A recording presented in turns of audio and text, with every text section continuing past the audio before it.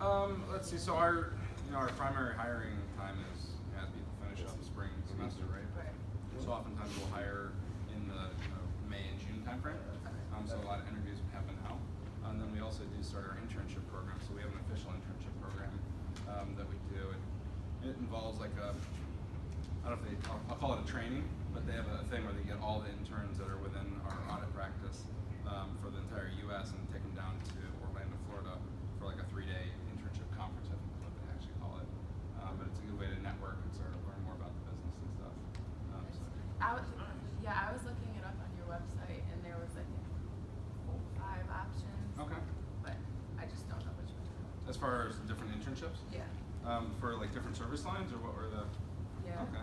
Was there like an audit one, probably like probably a couple different advisory ones? Yeah. And then maybe a tax one? Yeah. Okay. Yeah, so I'm part of our assurance practice, which is the primary business is our audit, so external audits. There's a couple other sub-service lines that aren't large within our assurance practice, like our biz practice, their forensic litigation dispute services, our investigative dispute services, and then another one which is called FAS, and it's financial accounting advisory services. So it kind of mixes consulting and audit, and advises our clients on how to properly report on different things in their financial statements. I don't know. So Jacob, you wanna start? Okay. So with Ernst & Young being one of the best organizations to work for in 2016, what is it about this organization that makes working at Ernst & Young so appealing? Okay. I think EY is really good at focusing on its people. As I mentioned earlier, it's a people-driven business. There's about 240,000 people in Ernst & Young globally, and so it's a group of member firms that all come together and provide services on a very integrated global basis. So you get a lot of opportunities to work with excellent people, top of their class coming in, really smart people who have done this for a long time. So that the people you work with are great. The teams that are built are very tight and provide very diverse services, different points of view, and different experiences that we can bring to the client. In addition, I think that the firm really puts a big effort behind its people. So it's a very flexible organization, so people can work flexible work arrangements. If people aren't able to travel as much, there's a lot of technology that we enable so that people can do virtual meetings and other ways to collaborate. And I think it's also a great organization because it gives back to the communities that it works within. So we have a large effort that we do here in the United States every year called EY Connect Day, where we're out volunteering as an entire firm. So there's in the Northeast Ohio area, there's a couple thousand people that go out and volunteer around, I think, between 15 and 25 different locations for an entire day. So it's really a good firm that's all behind its people. And so I'd say that the best thing I like about working with EY is the people and the culture that we put together. With EY providing an array of financial services, what is the dominant brand trait that you need your customers to associate with your business? I think trust is probably the biggest one. So I kind of lump quality in there as well, but providing high quality services and being a trusted business advisor is really the dominant brand trait that we look to provide to our clients and put out in the market, so that if someone's looking for a high quality service to help improve their business or to provide assurance around some reporting that they're doing, they can look to us and know that we're going to provide the highest quality services and be a trusted advisor that we can help with the service as well as grow to help them with other services they might need. UI is a global company, and its target demographic may change with location. What is Ernst & Young's ideal client here in the U.S.? I don't know if we have an ideal client. We want to serve the clients that fit with the people that we have, and if we don't have the right people to serve a client base that we think is important, we want to invest in the people to be able to drive that. I think the ideal client is someone who's looking for that trusted business advisor, someone to help them with what they're looking for, as well as someone that they want to help them improve in other areas as well. So I think it's a client who's looking for something and is very driven in the business that they're doing, but also that is looking for assistance, that we feel that we have a whole suite of services we can provide. Yeah, I feel like everybody needs financial guidance. Yeah. That's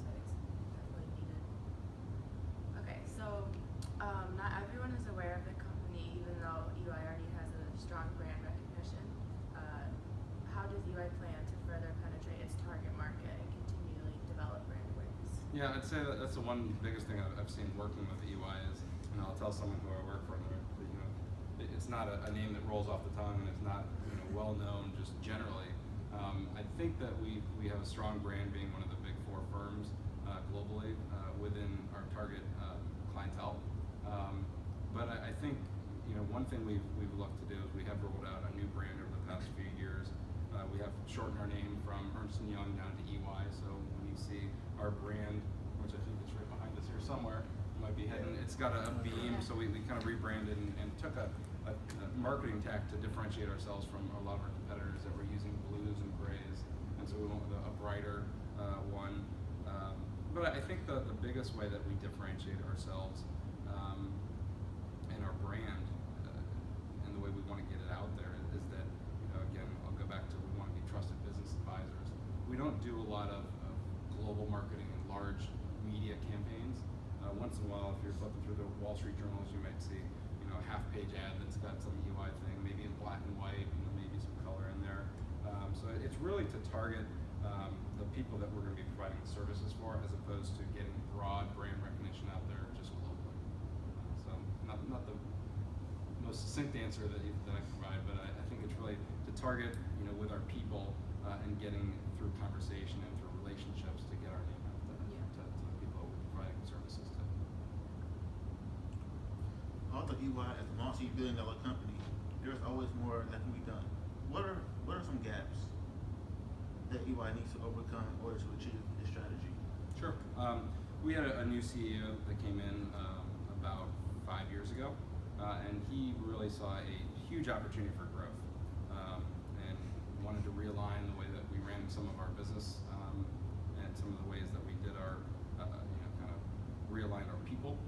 And so we had a target over a 10-year time span to get to a $20 billion enterprise by 2020. And so we kind of refocused a lot around what we call our advisory practice, but our consulting services. And then we also doubled down and said we really need to build our core business and continue to grow clients within our audit practice. So we focused a lot and invested a lot in technology to enable us to do that. So I think within our audit practice alone, we invested maybe $700 million in technology to build out a new foundational tool to support our audits, as well as to have heavily invest in our data analytics platforms. So there's heavy investments within the audit practice for things like that, a lot of additional training. Our headcount has grown like crazy. I think we've probably added about 80 to 100,000 people over the past 5 to 6 years. So it's and that's not all here in the United States. So a lot of that's global growth as well. Some countries where we might not have had a big presence before, we might have acquired some firms and integrated them in, as well as done a lot of other hiring as well. A lot of growth in people, focus on their services, investment in technology would be the 3 ways that we've focused on that growth. Why don't you go to 12, because we already touched on the customers. So you operate on a global scale with a wide range of competitors and local business. So what might convince one of your customers to switch from one to another? Sure. So we are a regulated industry. So again, I'm gonna focus on our audit practice because that's the department that I work within. So a lot of countries across the EU especially have a requirement to switch auditors on a certain basis. And so there's a mandatory auditor rotation. So we have a lot more bids and a lot more proposals that occur now because of that. And so there's a lot more competition within the industry than maybe there was in the past, 15, 20, 30, 100 years. And so there is a lot of show me exactly what you can do and what you can bring. So we think our investments in technology, our people, I think we're probably one of the most globally integrated firms. A lot of other, especially the big 4 firms, you know, when we're focused on our larger clients, our other big 4 firms have a global presence, but they're not bringing a global integrated team. I think that EY does a really good job of that. I've been talking to some teams that are on a few different audit pursuits right now, and they might have a headquarters that's somewhere in Europe, and so they'll put together a team that's focused there to support the headquarters. But a lot of our audit work is going to, you know, actually happen in some of the other countries that they have significant operations in. So, for example, here in the U.S., they might have 2 or 3 other audit teams, so they'll bring in the partner from that, and they already know in most cases and work with the partners that are at the headquarters office. So we have that relationship, especially within industries of people that already know each other, that work well together, and then we bring people across our other service lines. So when we know that there's going to be a lot of tax work that we need to do, we'll integrate our tax practice as part of our team, not a service that we say, hey, you can give us the results when you're done. So they're actually part of the team that's brought to the table. And like I mentioned, we do bring technology in to say, hey, here's how we can do it better, more efficiently, and here's where we can also provide additional insights to you on better ways that you can run your business. I think you've actually answered most of our questions just by talking. So I guess our last 2 questions, just for the video, would be which one was I looking at? 9 and 18. So, Okay. What is your core product or service that you provide, and how do you market the service or product? Sure. Yeah, I think we've talked a little bit about some of those, but I think our core business, so we're a financial services firm, but our core business is our audit practice. Okay. So our primary business is selling assurance around external financial statements. So basically providing the assurance that the numbers that are reported and published to the SEC or to lenders or regulators or to potential investors for private companies are accurate within a material reasonableness. So the numbers might not be 100% the right number, but the difference in that number and the actual number is immaterial to being able to read and understand those financial statements. So that's our primary business, is providing that assurance around that, as well as for many of our clients, we provide an integrated audit, which isn't just the financial statements, but it's also the internal controls that they put in place to make sure that they don't have significant risk for other issues that might not be uncovered or seen yet. So our audit practice is our biggest one. Advisory is the next biggest service that we provide. That's our consulting business. And so we do things around process improvement, around analytics, around a lot of other areas within our advisory practice. We also do, we outsource internal audit services. So we might advise on doing that, or we might actually run internal audit for a business as well. 2 of our other service lines would be tax. And then we have, like I mentioned, some sub-service lines within our assurance practice.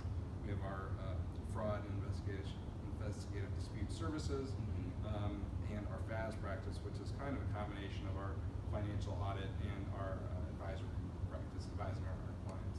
And then the last one is our last service line is our transaction advisory services. So people that are going to be merging businesses or acquiring another business will come in and advise them on that and help them do that work to make sure that the business is being valued correctly and help them come up with other synergies when they do that acquisition and merger. Another point would be, I was just wondering, with a wide range of customers, how do you manage your pricing strategy? Do you kind of give them a range based on their situation, or do you kind of give them a range based on the qualifications your company has on the various services that you provide to companies? Yeah, we don't try and compete on price. So we don't come in and say we're going to try and undercut everyone, right? So we feel we're providing a fair price for the services that we offer. I will say that the way that we price our services vary on different circumstances, the type of audit or type of service we're providing, and then there's different pricing strategies within audits as well. So sometimes you provide a fixed fee audit, and so you say, I'm going to provide you assurance services around your financial statements or your integrated audit to assure and provide an opinion for your reporting as of this date.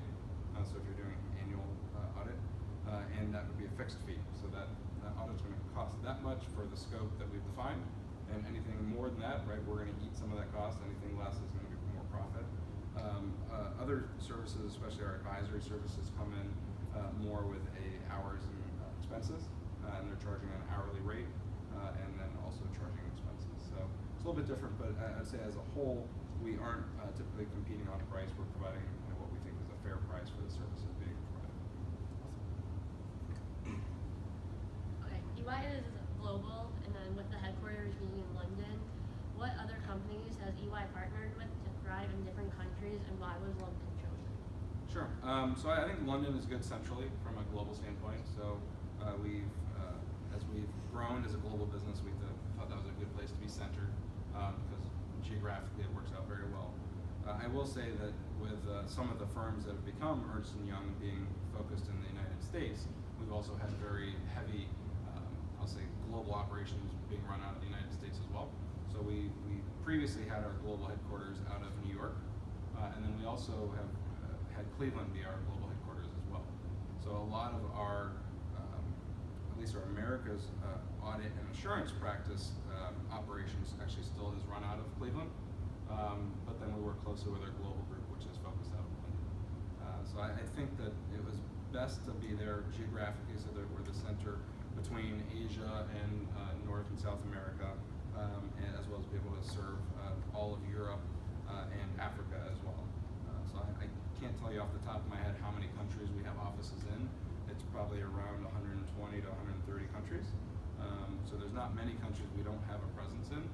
To answer the other part of your question, which is who we partnered with, we partner with a lot of different companies, but one of our strategies, both for growth and to provide the right people, is to merge with other accounting firms and audit firms. And so we've merged with different practices within the country. So if we didn't have a presence at all, or felt our presence needed to be enhanced, we'd oftentimes merge or acquire an accounting firm in the country where we wanted to build up that presence. And then this can probably wrap it up. If you use any, I know you touched on your marketing strategies, but what social media tactics do you guys use? Sure. I think social media is good. So for quite a few years we've had a Facebook group. I think there's a Twitter and Instagram accounts as well. Internally we use a technology called Yammer, and it's probably, I don't know, it's a mixture of all of those together, but it's really meant to bring people together on topics to provide expertise and insights and share experiences. So if someone's going out to do a proposal, they might ask who has experience in a certain industry or around a certain topic so that they can leverage that knowledge when they go talk to a client. Externally, we do a lot around LinkedIn, and I think we actually just have an official partnership that came out maybe 2 years ago with LinkedIn that's looking to drive, I think, closer communications with people out in the marketplace and build our brand up within LinkedIn. So those are kind of the key areas that we've focused on within social media. What was Yammer? What did you say? Yammer, it's a Microsoft technology, and so we use it internally to collaborate, to do kind of, say, more real-time sharing of knowledge. So people might put something out there that's some information on something they might have done around a technology or around a data analytic, maybe. One of the biggest Yammer groups that we have is around our data analytic practice. And so people are talking about new technologies, maybe blockchain, maybe they're talking about Hadoop for large data, maybe they're talking about different visualization tools. And so they'll put those experiences out there or ask questions about that to get information from the vast knowledge that our people possess. Do you guys have any more questions? You answered all of them? Okay. Well, thank you. You're welcome. Thank you. Yeah, no problem. This is fun. It's fun. It's fun to talk, right? Yeah. Yeah, so hopefully I answered the question, because if there's anything I didn't, feel free to shoot a message and I can follow up with any other answers if there's more detail you want. And hopefully your microphone is picking up all the audio good. Yeah, we have. Okay, good. If you guys Oh, didn't get you- anything, just let me know. That's smart. That was one thing I was concerned about. Yeah, Getting all the way over there. Okay. I thought about that. Cool. Great. Yeah, thank you very much. Well, let's get packed up, and if you guys have a few minutes, I can run you through the office if you want to see. sure. Oh, that would be That'd be awesome.